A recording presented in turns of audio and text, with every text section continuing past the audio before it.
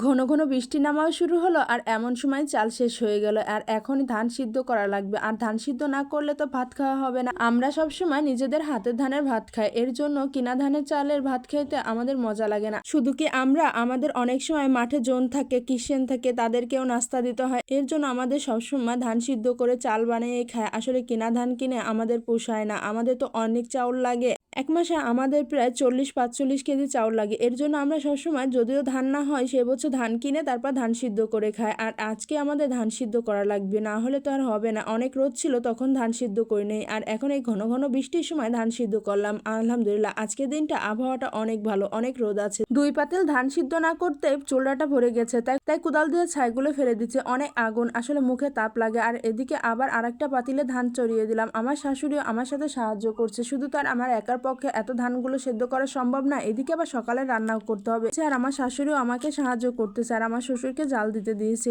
আমরা সবাই মিলে ধান সিদ্ধর কাজগুলো করতেছি আর এদিকে বাড়ির অন্যান্য কাজগুলো আমি করতেছি। ধানগুলো ভরে দিয়ে আমার শ্বশুরকে জাল দিতে দিয়ে আমি রান্নার কাজে আবার চলে গেলাম। আর এদিকে দেখি আমার ধানগুলো সিদ্ধ হয়ে গেছে, আমার শ্বশুর ঢালতেছে, কিন্তু পানি কম হওয়ার কারণে পাতিলে লেগে গেছে। আসলে কি, পানি যদি কম হয়ে যায় তাহলে ধান নিচে থেকে অনেকটা পুড়ে যায়। আজকে শুধু আমরাই ধান সিদ্ধ করতেছি না, আমার চাচা শ্বশুররাও ধান সিদ্ধ করতেছে। আর কাকা দেখেন তাফালে করে ধান সিদ্ধ করতেছে। তাফালে করে ধান সিদ্ধ করার একটা সুবিধা আছে, একসঙ্গে অনেক ধান সিদ্ধ করা যায় আর খড়িও কম লাগে। আর এদিকে কাকা বাতাস দিয়ে দিয়ে ধান সিদ্ধ করতেছে, দেখতে ভালোই লাগতেছে। আর আমি ধানগুলোকে উঠানে দিয়ে দিছি আর এদিকে আমি নেড়ে নেড়ে দিতেছি। বারবার নাড়া দিলে তাড়াতাড়ি পানি শুকিয়ে যাবে, আর যত তাড়াতাড়ি শুকানো যায়, আবার কখন যে মেঘ হয়ে যাবে বলা তো আর যায় না। আমার ধানগুলো নেড়ে দিয়ে তারপরে ওই উঠানে যেয়ে দেখি কাকাও ধান নাড়ে দিছে, আর কাকা দেখি পাশ দিয়ে একটু একটু করে সুরে দিতেছে। কাকারা জালের উপর ধান নাড়তেছে। আমাদেরও একটা জাল আছে, কিন্তু আজকে জালের উপর দেয়নি, তাড়াতাড়ি মাটিতে দিলে মাটি গরম হয়ে তাড়াতাড়ি শুকায় যায়। আমাদের জালটার সাইডে গুজা পিটানোর জন্য কোনো অপশন রাখা হয় না,